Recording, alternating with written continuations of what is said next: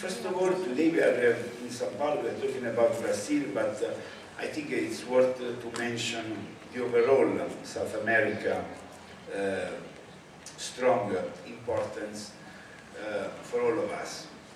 Because the 1.3 billion of reais, if we consider all the other, let's say, South American calls, South American cruises, I'm sure are going to increase this total amount of at least 25–30%. So we're talking about a lot of money, and I'm sure that in 1948 or even in 1985, when I joined the Costa, I think we had only 2 ships calling South America, which were the only 2 ships calling for cruises Brazil and South America, which were Eugenio Costa and Enrico Costa. It was a very nice time with no competition. Now we have a little bit of more competition, but it's still a very, very nice time for us. This year, Costa next year, Costa out of 15 ships will have 4 ships employed here, but most importantly is 1/3 of the total capacity of Costa will be deployed in South America.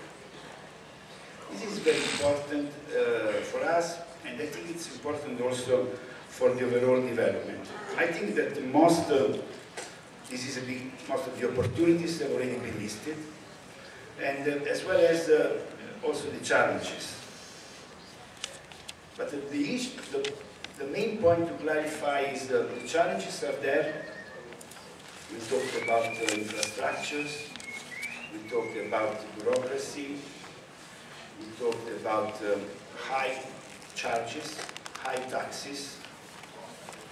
I think that all these problems can be overcome only if we simply implement 2 main actions.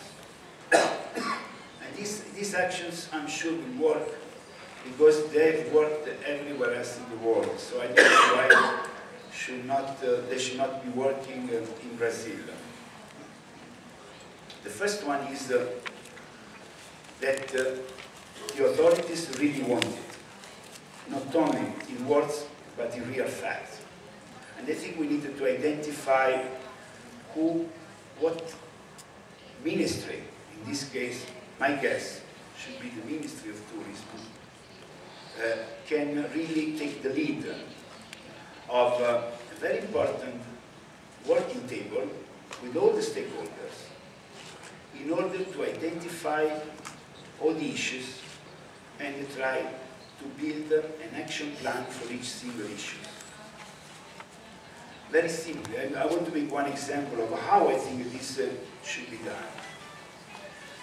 For example, we have the same inspections and the same visits of authorities in every port, and we are still in Brazil. So I may understand there is also the example of the United States, where different states do apply different rules.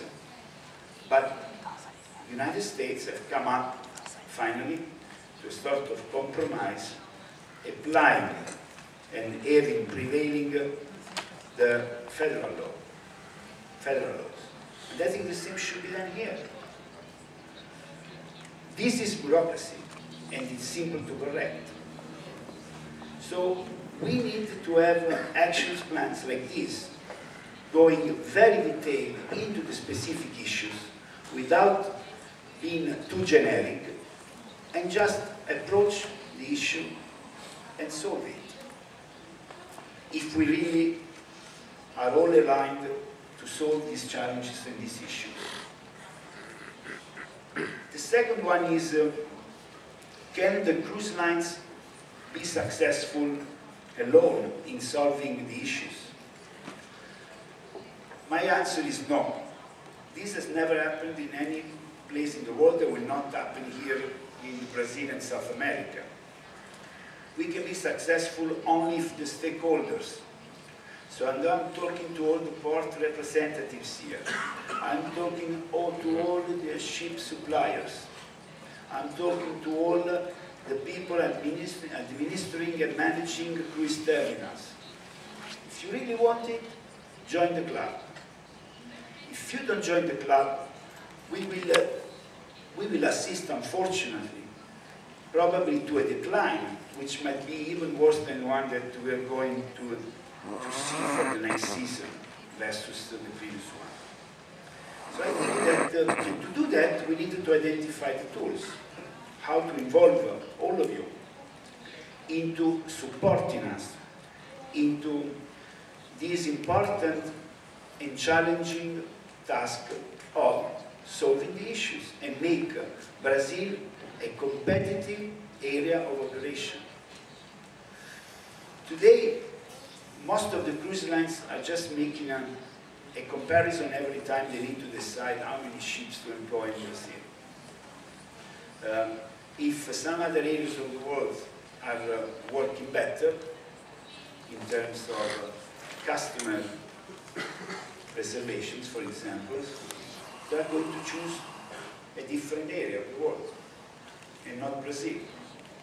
So we need to question how we can be competitive here. And we can be competitive only if we solve the problems that I was listing before.